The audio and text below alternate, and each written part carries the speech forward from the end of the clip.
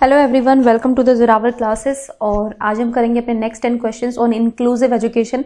तो समावेशी शिक्षण पे ही हम पिछली 2-3 वीडियो से कर रहे हैं क्वेश्चंस, तो आज भी हम इसी को कंटिन्यू करेंगे। ओके, और इस स्क्रीन पर आपको जो व्हाट्सएप नंबर नजर आ रहा होगा, ये जोरावर क्लासेस का व्हाट्सएप नंबर है। आप यहाँ पर अपना नाम लिखकर मैसेज कर सकते हैं, आपको ग्रुप में ऐड कर लिया जाएगा। ओके, फर्स्ट क्वेश्चन देखते हैं। चलिए फिर, लर्निंग डिसेबिलिटी क्या है?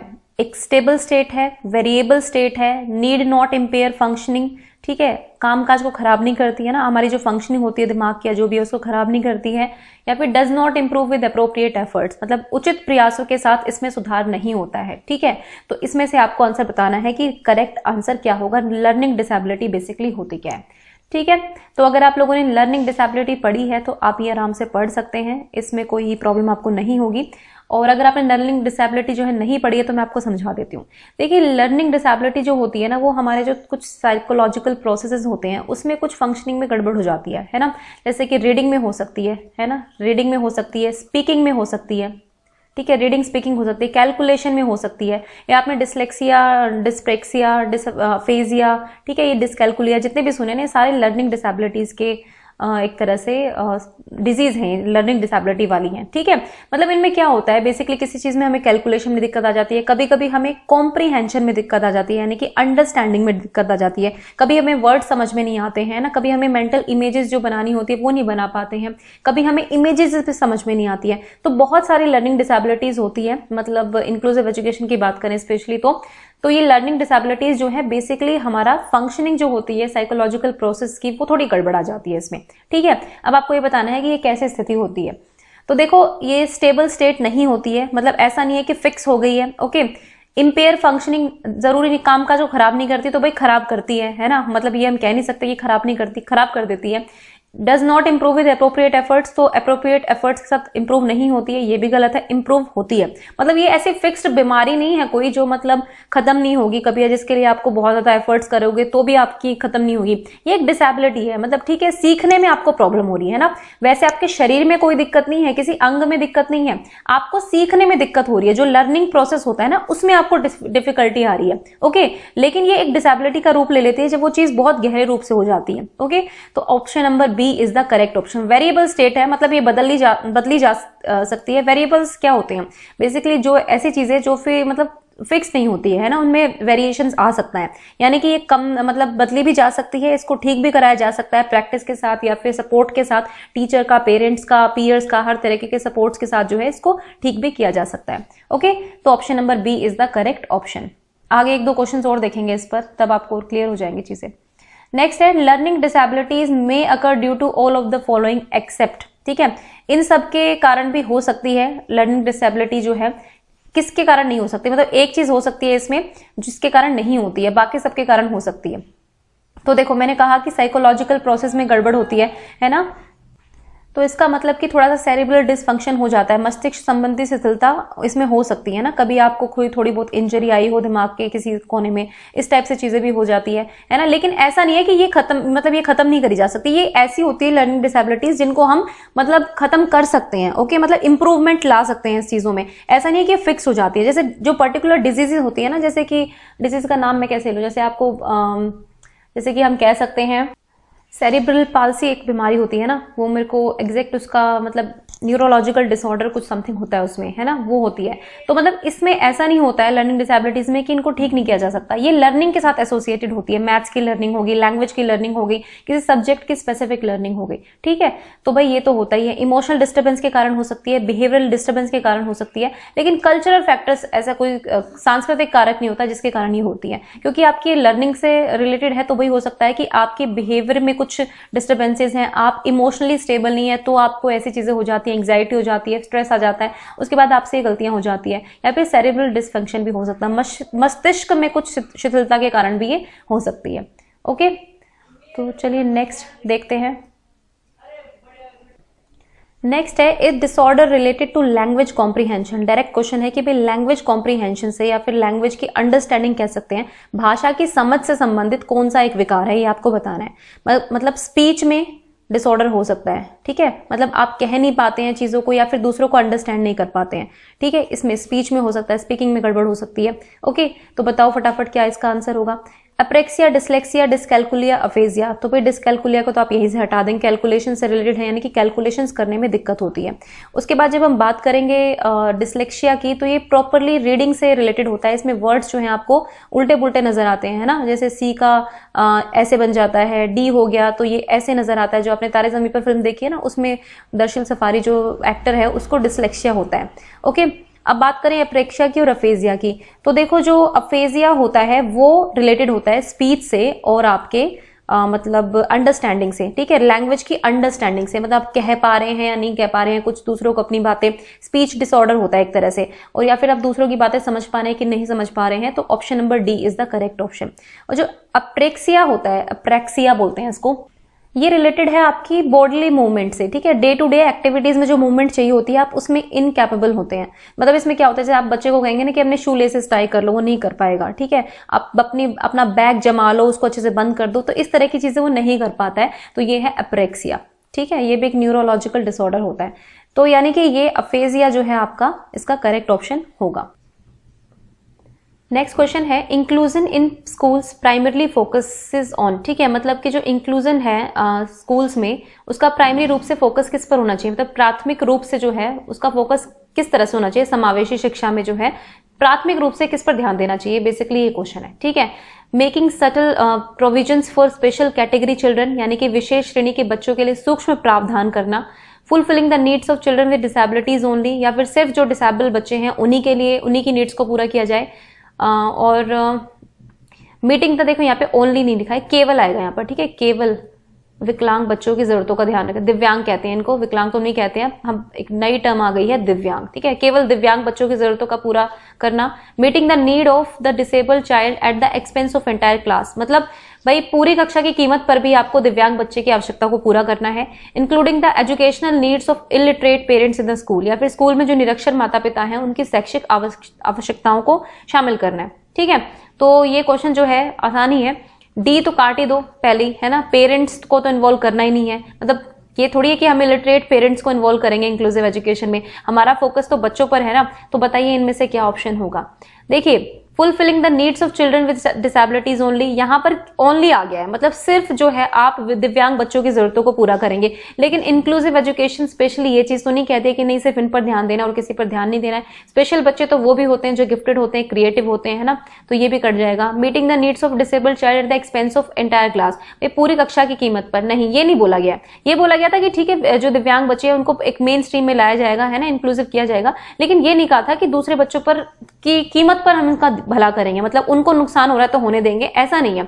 यहाँ पर ये है कि आपको हर एक बच्चे के नीड्स को जो है केटर करना है। ओके, तो ये भी नहीं होगा। तो यहाँ इन ऑप्शंस के अकॉर्डिंग जो है option number A is the correct option, यानी कि making subtle provisions for special category children. मतलब इंक्लूसिव एजुकेशन की धारणा कहती क्या है कि आप इंक्लूसिव, आपने बच्चों को यहाँ पे इंक्लूड कर दिया है स्कूल में, उसके बाद आपको कुछ ऐसी प्रोविजंस करनी पड़ेगी। बच्चा तो नॉर्मल बच्चों के साथ ही पढ़ेगा, लेकिन आपको कुछ स्पेशल प्रोविजंस जो है वो लगातार करती रहनी पड़ेगी।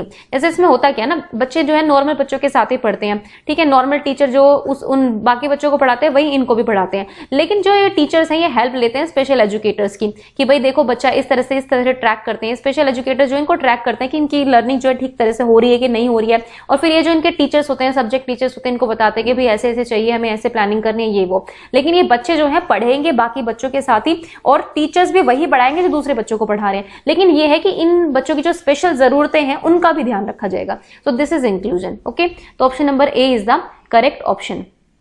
नेक्स्ट देखते हैं, after having been taught about Braille system the students were taken school of visually challenge peoples, this would help the student. देखो, पहले बच्चों को जो है ब्रेल प्रणाली के बारे में समझाया गया, उसके बाद जो विद्यार्थी थे उनको नेत्रहीन विद्यार्थियों के स्कूल में लेके जाया गया, ठीक है। मतलब स्पेशल स्कूल्स की यहाँ पर बात हो रही है जो बेसिकली विजुअली चैलेंज्ड पीपल्स के लिए होते हैं।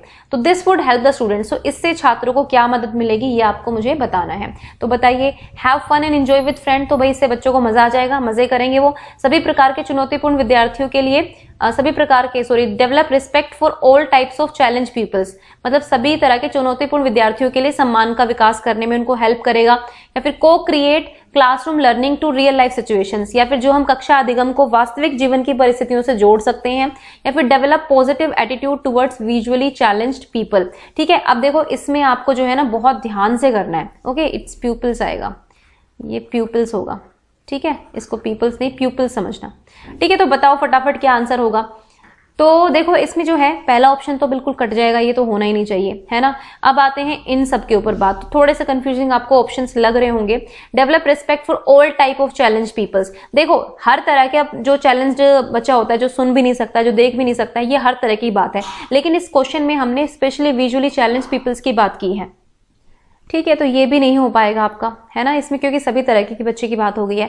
को create classroom learning to real life situation, एक ये और डी में, इन दोनों में आपको कंफ्यूजन होगा, है ना, जरूर होगा, क्योंकि देखो ऐसा नहीं है कि ये दोनों ऑप्शंस गलत हैं। ठीक है, ऐसा नहीं है, इनमें दोनों ही ठीक लग रहे हैं, लेकिन ज्यादा ठीक कौन सा है हमें ये देखना है। अब बात यहाँ पर विजुअली चैलेंज बच्चों की होती है। देखो रियल लाइफ सिचुएशन से क्लासरूम लर्निंग को, तो यहाँ पे बच्चों ने ऐसी कोई लर्निंग नहीं करी है कि बाहर जाके उसको उसका रियल लाइफ एक्सपीरियंस मिलेगा, नहीं। यहाँ पे बेसिकली मकसद क्या है कि आप विजुअली चैलेंज बच्चों की जिंदगी को उनको दिखाएंगे कि वो कैसे जीते हैं, वो किस तरह से करते हैं काम। ठीक है, तो यहाँ पर होगा क्या, यहाँ पर इस चीज से बच्चों में पॉजिटिव जो एटीट्यूड है वो डेवलप होगा विजुअली चैलेंज बच्चों के लिए। ठीक है, आपने पहले ब्रेल सिस्टम सिखा दिया है बच्चों की, ये इस तरह से, कुछ ऐसे बच्चे भी होते हैं जो ब्रेल से सीखते हैं और वो इस तरह से सीखते हैं। अब आप स्कूल में लेकर गए हैं उनको ये बताने के लिए कि देखो ये बच्चे हैं और इनके प्रति आपको इस तरह से संवेदनशीलता रखनी है, आप सेंसिटाइज कर रहे हैं वहां पर बच्चों को, है ना, कि ये जो बच्चे हैं ये इस तरह की लर्निंग से सीखते हैं। ओके, तो ब्रेल का जो है यहां पर रियल लाइफ सिचुएशन,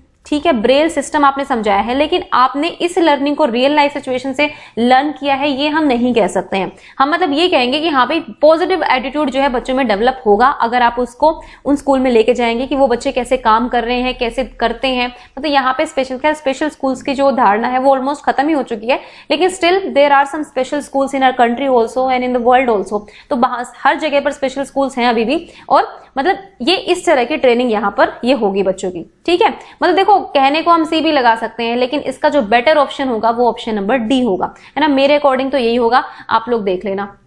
तो जिस तरह से मैं आपको समझाना चाह रही थी वैसे मैंने आपको समझा दिया है। नेक्स्ट है, ये teacher has some physically challenged children in her class. तो एक टीचर की क्लास में कुछ फिजिकली चैलेंज बच्चे हैं ना, कुछ पोलियो के बच्चे हो सकते हैं, ठीक है, किसी को हाथ में प्रॉब्लम हो सकती है, किसी को पैर में हो सकती है, हर तरह की। Which of the following would be appropriate for her to say. तो भाई टीचर को क्या कहना चाहिए, उसकी जो टीचर की भाषा है वो किस तरह की होनी चाहिए, इस तरह का क्वेश्चन है। तो बताओ, wheelchair bound teachers children may take help of their peers in going to hall, ये सब टीचर कह रही है। Okay, physically inconvenience children may do an alternative activity in the classroom. भाई शारीरिक रूप से असुविधाग्रस्त बच्चे जो हैं कक्षा में ही कोई वैकल्पिक गतिविधि आप करेंगे, ठीक है। या फिर मोहन खेल के मैदान में जाने के लिए अपनी बैसाखियों का प्रयोग क्यों नहीं करते हो, ये कहेगी टीचर। या फिर polio affected children will now present a song. तो भाई जो बच्चे पोलियो से ग्रस्त हैं वो अब एक गाना प्रस्तुत करेंगे, ठीक है। तो आप बताइए टीचर का इसमें बिहेवियर जो है कौन से में सबसे बेस्ट है, मतलब किस लैंग्वेज का टीचर को यूज करना है, ठीक है। तो देखो इसका जो करेक्ट ऑप्शन होगा वो होगा ऑप्शन नंबर सी, ठीक है। सीधी सी बात है भाई, मोहन यहाँ पर नाम से बुलाया गया है। यहाँ पर देखो wheel chair bound children, physically inconvenience children, polio affected children. आप बच्चे को तो लेबल कर रहे हो, अगर आप ये सब बोल रहे हो, हमें लेबलिंग जो है वो नहीं करनी है। जब आप ऐसे बोलोगे तो बाकी बच्चे जो है वो बच्चों की बुलिंग करेंगे, है ना, उनको चिढ़ाएंगे कि देखो मैडम ने भी इसको ऐसे बोला था। तो हमें ये तो करना ही नहीं है, हमें ध्यान देना है बच्चे के नाम पर। आप बच्चे को नाम से बुलाएं, ये सबसे ज्यादा इफेक्टिव होता है। बच्चे को ये लगता है कि हाँ भाई टीचर को मेरा नाम भी पता है। और यहाँ पर क्वेश्चन पूछने का ढंग देखिए, why don't you use your crutches to go to the playground. भाई तुम अपनी क्रचेस का यूज, बैसाखी का प्रयोग क्यों नहीं करते हो प्लेग्राउंड तक जाने के लिए। आपके हाथ में बैसाखी है ना, सब बच्चे चले गए, तुम क्यों नहीं गए हो। फिर बच्चा कहेगा कि हाँ मैडम मैं तो नहीं चल सकता। क्यों, तुम्हारे पास क्या बैसाखी नहीं है, तुम्हारे पास है ना तुम्हारा हथियार, चलो इनके थ्रू, है ना। ऐसे बोलेंगे हम बच्चे को। हम ये नहीं कहेंगे कि भाई जो बच्चे पोलियो से ग्रस्त है लाओ एक गाना सुना दो। यहाँ पर बात है आपकी तो टीचर को सम फिजिकली चैलेंज बच्चे हैं और उनको किस तरह से एड्रेस करना है, क्योंकि फिजिकली चैलेंज बच्चे जो होते हैं ना, इनके साथ क्या प्रॉब्लम होती है कि ये लोग खेलकूद में पार्टिसिपेट नहीं कर पाते। अगर नॉर्मली हम देखें तो टीचर भी सोचते हैं क्या पेन लेना है, बैठाओ इनको यहीं पे, है ना, ये होता है। लेकिन जो इंक्लूसिव एजुकेशन कहती है कि हमें इसी चीज में चेंज लाना है, हमने अपने बिहेवियर में चेंज लाना है, हमें बच्चों को मोटिवेट करना है, ठीक है, और एक सटीक लैंग्वेज के साथ। ओके, तो option number C is the correct option. Next देखते हैं, Which of the following is the most effective way to convey students from disadvantaged sections that you expect them to participate and succeed? भाई आप बच्चों को participate करवाना चाहते हैं, जैसे पिछले क्वेश्चन में देखा ना, और आप उनको हेल्प करना चाहते हैं, तो कौन सा इनमें से सबसे इफेक्टिव होगा? अगेन मैं कहूंगी कि यहाँ पर सारे ऑप्शन हो सकता है गलत ना हो, कुछ आपको सही लग रहे हो, दो एक से ज्यादा सही भी लग सकते हैं, लेकिन वही है अब एग्जामिनर की नजर में कौन सा सही है हमें ये सोचना होता है। तो बताइए, articulate your confidence in their ability to succeed, भाई आप उनकी सफलता हेतु उनकी क्षमता में विश्वास को अभिव्यक्त करेंगे कि yes you can do it. Develop your interest in the topic to be taught, पढ़ाए जाने वाले विषय में आप अपनी रुचि विकसित कर सकें, या फिर अपने लक्ष्य को महसूस करने के लिए बच्चों की अन्य बच्चों से प्राय तुलना करते रहना कि देखो बेटा इन्होंने भी कर लिया है, आप भी कर सकते हो। Compare them with other children as frequently, अब मतलब फ्रीक्वेंटली है मतलब बार बार आप ये करेंगे, to make them realise their goal, ताकि वो अपने लक्ष्य के प्रति जो है वो उन्मुख हो सके। Emphasise the point that you have high expectations of them, या फिर आप बार बार ये चीज जताएंगे कि हाँ भाई मुझे आपसे बहुत उच्च अपेक्षाएं हैं। ठीक है, तो बताइए क्या आंसर होगा? देखो हाई एक्सपेक्टेशन आप लगातार अगर आप हाई एक्सपेक्टेशंस रखेंगे ना, तो बच्चे जो हैं थोड़े से डिमोरलाइज होते हैं, उनको लगता है कि अगर मैं एक्सपेक्टेशंस पर खरा नहीं उतरा तो, अगर ऐसा हो गया तो, है ना। हाई एक्सपेक्टेशंस आप मत रखिए। एक्सपेक्टेशंस भी आप क्यों रख रहे हैं इतनी ज्यादा? आपको बच्चे को ये रियलाइज कराना है कि आपकी एक्सपेक्टेशंस नहीं है, बच्चे को अपने आप से एक्सपेक्टेशंस रखने हैं कि आप क्या कर सकते हो। ठीक है, तो option number D is wrong. उसके बाद articulate your confidence in their ability to success, this is the right option. ठीक है, आप उनकी सफलता हेतु उनकी क्षमता में विश्वास को अभिव्यक्त करेंगे कि यस मुझे आप पर पूरा विश्वास है, आप कर सकते हैं, ऐसा आपके अंदर पूरी कैपेबिलिटी है। ठीक है, आप develop your on interest in the topic, इससे तो कोई फर्क नहीं पड़ता। कंपेयर देम विद, अब आप बार बार बच्चों को कंपेयर करेंगे कि देखो इसने कर लिया है, ये कर लिया है, अब तुम भी करो, तुम भी कर सकते हो। बार बार कंपैरिजन जो है ना, इसमें फ्रीक्वेंटली आप कंपैरिजन कर रहे हैं, तो कंपैरिजन से तो बच्चा जो है ऑब्वियसली डिमोरलाइज होगा, डिमोटिवेट होगा। कंपैरिजन हमेशा कामयाब नहीं होते हैं, कहीं ना कहीं फिर वो आप में ना जेलेसी की भावना भी डेवलप कर देते हैं। तो बार बार आप कंपैरिजन मत कीजिए। हम कहते हैं ना कि हमें अपने आप से कंपेयर करना है, बच्चों को यह सिखाना है कि वो अपने आप से कंपेयर करें कि देखो अब आपका जो परफॉर्मेंस था ये था, हमें इससे एक लेवल ऊपर जाना है। ठीक है, तो ऑप्शन नंबर ए यहां पर सबसे सटीक मुझे लग रहा है। ओके, चलिए नेक्स्ट देखते हैं। नेक्स्ट क्वेश्चन है, children with specific learning disabilities, विशिष्ट अधिगम असक्षमता वाले बच्चे जो होते हैं उनके बारे में बताना है आपको। ठीक है, मतलब इन बच्चों में क्या चीजें होती हैं, इनमें से चार में से जो है एक थोड़ी है वो ठीक होगी, बाकी सारी जो है थोड़ा ठीक नहीं लगेंगी, है ना। तो वो बताओ फटाफट से। तो हैव रिटार्डेड मेंटल डेवलपमेंट, बच्चों का मानसिक विकास बहुत मंद होता है ना। डेवलपमेंटल डेवलपमेंट ही बहुत स्लो हो रहा है। लो आईक्यू होता है इन बच्चों का। ठीक है, डिसऑर्डर इन वन और more of the basic psychological process, एक या एक से ज्यादा मनोवैज्ञानिक प्रक्रियाओं में जो है विकार होता है। हैव डिफिकल्टी इन एडजस्टमेंट, या फिर ये बच्चे एडजस्टमेंट नहीं कर पाते हैं, उसमें बहुत कठिनाई होती है, तो ये बताना है आपको। ठीक है, देखो मैं आपको पहले एक्सप्लेन कर चुकी हूँ स्पेसिफिक लर्निंग डिसेबिलिटीज को, तो option number C is the correct option. ठीक है, मैंने क्या कहा था कि एक साइकोलॉजिकल जो प्रोसेसेस होते हैं उसमें डिसऑर्डर होता है। ये साइकोलॉजिकल प्रोसेस जो है थोड़े मेंटल कैलकुलेशन से रिलेटेड हो सकते हैं, मैथ से रिलेटेड हो सकते हैं, रीडिंग से हो सकते हैं, लर्निंग से हो सकते हैं। बेसिकली लर्निंग अधिगम के उसमें जितनी भी चीजें आती है ना उन सब से रिलेटेड है। ठीक है, तो ये साइकोलॉजिकल प्रोसेसेस में दिक्कत होती है थोड़ी सी। ओके, तो option number C is the correct option. देखो एडजस्टमेंट में कठिनाई ऑब्वियसली होगी, लेकिन ज्यादा सटीक बताना है आपको, है ना। सिर्फ एडजस्टमेंट में प्रॉब्लम थोड़ी होती है, वो एडजस्टमेंट में प्रॉब्लम इसलिए होती है क्योंकि लर्निंग डिफिकल्टीज है ना, कुछ डिसेबिलिटीज हैं, उनकी वजह से जब वो चीजें बार बार नाकामयाब होते हैं तो फिर उनको एडजस्टमेंट दिक्कत होती है। लो आईक्यू नहीं कह सकते हम। देखो एल्बर्ट आइंस्टीन हो गए, अभिषेक बच्चन हो गए, ठीक है, कई ऐसे साइंटिस्ट भी थे जिनका लो आईक्यू नहीं था, वो हाई आईक्यू के थे, लेकिन फिर भी उनको कुछ लर्निंग डिसेबिलिटीज थी। आप पढ़ना एक बार एल्बर्ट आइंस्टीन को कौन सी लर्निंग डिसेबिलिटी थी। ठीक है, मेंटल हम ये नहीं कह सकते कि इनका मेंटल डेवलपमेंट ही स्लो हो रहा है ना। आईक्यू तेज हो सकता है भाई, हम कैसे कह सकते हैं कि मेंटल डेवलपमेंट ही स्लो है, ऐसा नहीं है। लर्निंग में ही कुछ दिक्कत आ जाती है, उसके बहुत वेरियस रीजंस होते हैं, कई बार एंग्जाइटी होता है, स्ट्रेस भी होता है ना, बहुत सारी चीजें होती हैं जो इनके कारण हो सकते हैं। ठीक है, और अभिषेक बच्चन को आपको देखकर लगता है कि क्या उसको कोई लर्निंग डिसेबिलिटी होगी? बिल्कुल नहीं, लेकिन उसको भी बचपन में थी, ये बात भी मतलब मैंने पढ़ी थी कहीं न्यूज़पेपर में। ओके, चलो नेक्स्ट देखते हैं। Which of the following statement is not true about individualized education program? This is very important question है ना। ये दो क्वेश्चन मैंने खुद फ्रेम किए हैं। देखो भाई, मैं एक चीज आप लोगों को बोलना चाहती हूँ कि जो क्वेश्चंस होते हैं ना, आप ये मत सोचो कि मैं हर दिन 5 दिन हफ्ते में 50 क्वेश्चन में नए बना लूंगी। क्वेश्चन फ्रेम करना is the most difficult task, मैं आपको बताऊं तो, क्योंकि इसके लिए आपको बहुत मटेरियल चाहिए होता है, बहुत सारी प्रोसेसेस लगाने पड़ते हैं, है ना। क्वेश्चन फ्रेम करना अपने आप में हायर ऑर्डर लेवल थिंकिंग चाहिए उसमें, और वो थिंकिंग मैं 5 दिन लगातार हफ्ते भर में इसी पे काम नहीं कर सकती हूँ। मैं ऑब्वियसली सीटेट से भी क्वेश्चन लेती हूँ, मैं ऑब्वियसली केवीएस, देखो केवीएस के तो एग्जाम ही वो थोड़े, मैं यहाँ पर पीआरटी पर फोकस कर रही हूँ, ठीक है। तो केवीएस का जो है पीआरटी के 2-3 ही पेपर हैं, ठीक है। उसके एक पेपर तो मैं ऑलरेडी आपको करा ही चुकी हूँ, 2013 का भी मैं आपको करा दूंगी जल्दी, ठीक है। तो ये मत सोचो कि क्वेश्चन का भंडार लगा हुआ है और मैं आराम से क्वेश्चन बना दूं। अगर आपको लगता है कि भाई क्वेश्चन आपके लेवल के नहीं है, आपको नहीं मजा आ रहा है, फिर नहीं आप देख सकते, तो आप भले मत देखिए, मेरी तरफ से कोई आपको बाउंडेशन नहीं है, है ना। मैंने एक कमेंट पढ़ा था, किसी ने किया हुआ है कि ये सीटेट के लेवल के क्वेश्चन से आप करा रहे हो या जो करा रहे हो, जो भी है, मतलब आपको अगर ऐसा लगता है कि ये आपके काम का नहीं है तो आप मत देखो, बिल्कुल मत देखो। मैं किसी को बाउंड कर रही हूँ, किसी को फोर्स नहीं कर रही हूँ, क्योंकि मुझे उन बच्चों पर ध्यान देना है जो मुझे डेली देख रहे हैं, जो मुझे अप्रिशिएट भी करते हैं और जिनको हेल्प मिलती है इस चीज से, ठीक है। और मतलब उनको हेल्प मिल रही है इसीलिए मैं पढ़ा रही हूँ, अदरवाइज मेरा कोई इसमें अलग इंटेंशन नहीं है। ओके गाइज, और जो बच्चे कर रहे हैं लगातार मेहनत जो है वो करते रहिए। देखिए क्वेश्चन जो है ना, ऑब्वियसली मैं भी किसी पिछले पेपर से ही उठाती हूँ, पिछले पेपर से लेकर आती हूँ। कुछ क्वेश्चन मैं खुद फ्रेम करती हूँ, मुझे टाइम मिलता है तो मैं खुद फ्रेम करने बैठती हूँ, लेकिन उसके लिए पहले मुझे बहुत स्टडी करनी पड़ती है, तब जाके मैं फ्रेम करती हूँ। ओके, तो गाइज ये मत सोचो कि बहुत सिंपल टास्क है, ऐसे आपके सामने आ जाऊंगी और लो भाई मैं तो बना बना के आपको क्वेश्चन दे दूंगी। और मैं एक्सपर्ट नहीं हूँ। जो एग्जाम में बैठते हैं ना, जो आपका एग्जामिनेशन पेपर बनाते हैं, वो बहुत एक्सपर्ट लोग होते हैं और उनके पास काम ही यही होता है। ओके, और कोई उनके पास काम नहीं होता है, ठीक है। तो बस ये कहना था, जो लोग ये कह रहे थे कि आप सीटेट के लेवल के क्वेश्चन करा रहे हो, तो आप लोगों ने शायद ढंग से क्वेश्चंस देखे नहीं है, क्योंकि इसमें मोस्टली क्वेश्चंस मैंने डीएसएसबी के एग्जाम से लिए हैं। एंड डीएसएसबी का एग्जाम में 100 नंबर की पेडागोजी आती है, सीडीएन पेडागोजी आती है, ओके, और जो आपको केवीएस में भी हेल्प करेगी। भाई ये डीएसएसबी पीआरटी टीचर का एग्जाम है, इसके लेवल के क्वेश्चंस भी उठा रही हूं मैं यहाँ से। और जहां तक केवीएस की बात है, तो केवीएस का लेवल जो था पिछले वाला, मुझे नहीं लगा था बहुत हाई लेवल था, और इन काफी बच्चों ने बहुत अच्छा स्कोर किया था जो पेपर मैंने कराया था, है ना। तो अब आप लोग अगर इतना पढ़ चुके हो तो आपको काफी क्वेश्चंस इजी लगेंगे, ऐसी बात नहीं है कि आपको नहीं लगेंगे, ठीक है। और फिर भाई अगर आपको कंसेप्ट क्लियर है तो आप क्वेश्चन आपके सामने कैसा भी आ जाए आप आराम से कर सकते हो। चलिए 9th क्वेश्चन देखते हैं, ये थोड़ा सा, चलिए देखते हैं 9th क्वेश्चन को। भाई 9th और 10th क्वेश्चन मैंने खुद फ्रेम किया है, प्रॉपर इंक्लूसिव एजुकेशन के कुछ कॉन्सेप्ट से दो जो मैंने लिए हैं, ठीक है। Which of the following statement is not true about individualised education programme. इस पर आपका केवीएस में लास्ट क्वेश्चन भी आया था आईईपी पर, ठीक है।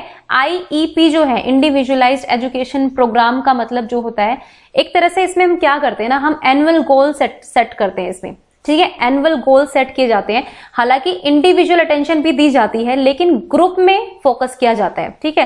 पहले ग्रुप पे ही फोकस किया जाता है कि आप जो है ग्रुप लेवल पर आप तैयार कीजिए, उसके बाद जो लूप्स होल होंगे उसको आप इंडिविजुअल लेवल पर देखेंगे, है ना। इंडिविजुअल के साथ साथ ग्रुप लेवल पर, दोनों केस पर यहाँ पर देखना होता है। इसमें आप पेरेंट्स को भी इन्वॉल्व कर सकते हो, है ना। इंडिविजुअल एजुकेशनल प्रोग्राम में जो होता है, मतलब इंडिविजुअलाइज्ड एजुकेशनल प्रोग्राम में, इसको शॉर्ट में हम आईईपी कहते हैं, ठीक है। तो एनुअल गोल्स यहाँ पर सेट किए जाते हैं, और जो आपने गोल्स दिए हैं उनको अचीव करने के लिए आप ग्रुप प्लस इंडिविजुअल दोनों लेवल पर आप काम कर सकते हो। यहाँ पर हम पेरेंट्स को भी इन्वॉल्व करते हैं ताकि बच्चे का जो लेवल है उसको और इंप्रूव किया जा सके पेरेंट्स की इन्वॉल्वमेंट के साथ, ठीक है। और ये इंक्लूसिव एजुकेशन का पार्ट है, ये भी हो गया। अब देखो इसके बारे में कौन सी स्टेटमेंट, मैंने कुछ इसके जो कैरेक्टरिस्टिक हैं वो यहीं पर लिख दिए हैं, तो आपको और अच्छे से क्लियर हो जाएगा।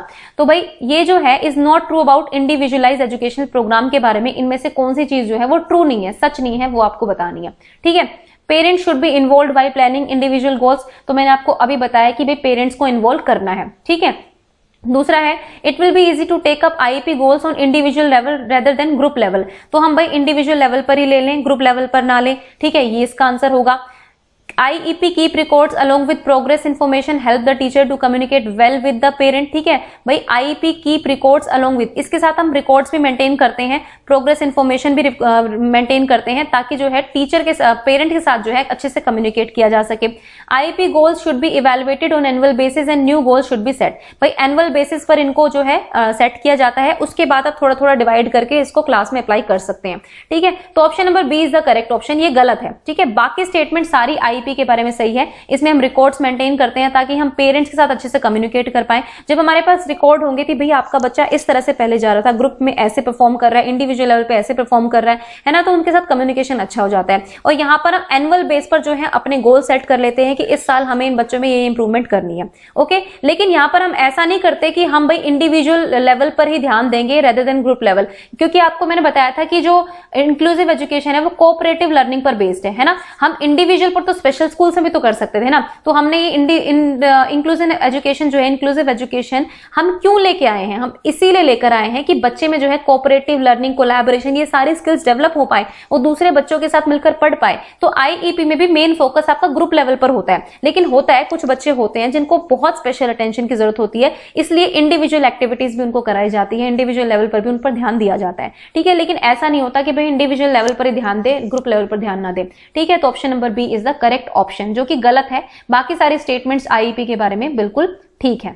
ओके, और नेक्स्ट क्वेश्चन है 10th, which of the following is not true about differentiated instructions, जिनको हम शॉर्ट में डीआई बोलते हैं, है ना। इसकी फुल फॉर्म भी पूछी जा सकती है कि डीआई क्या है। ये भी इंक्लूसिव एजुकेशन का पार्ट है।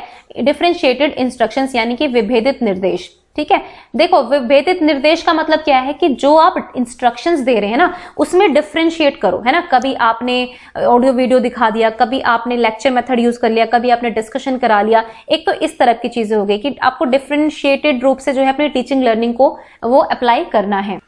और क्या हो सकता है? और आप असेसमेंट की जो स्ट्रैटेजीज हैं वो आप डिफरेंट कीजिए, है ना। बच्चों के लर्निंग स्टाइल्स को देखिए, उनको प्रेफर कीजिए। ठीक है, आप डिफरेंट तरीके का इंस्ट्रक्शनल मटेरियल यूज कर सकते हैं। उसके बाद आपका जो डेटा आएगा आपके पास लास्ट में, जो फाइनल प्रोडक्ट आता है ना, वो भी आपके पास देखेंगे आप थोड़ा सा अलग होगा। ठीक है, अचीवमेंट डेटा जो है आपका, असेसमेंट टूल्स का जो भी है, वो डिफरेंट तरीके से आप कलेक्ट कीजिए बच्चों के बारे में। ठीक है, कंटेंट जो है वो कंटेंट भी आप डिफरेंट तरीके से पेश कीजिए बच्चों के पास, है ना। कुछ को हो सकता है कि मतलब छोटे ग्रुप में समझ में आता है, कुछ को हो सकता है बड़े ग्रुप में समझ में आता है, कुछ को हो सकता है थोड़ा इंडिविजुअल लेवल पर जाकर इंस्ट्रक्शन देने की जरूरत है। तो हर तरह की आपकी एक्टिविटीज होनी चाहिए क्लासरूम में। ठीक है, तो इसके बारे में बताइए कौन सा ट्रू नहीं है डिफरेंशिएटेड इंस्ट्रक्शन के बारे में।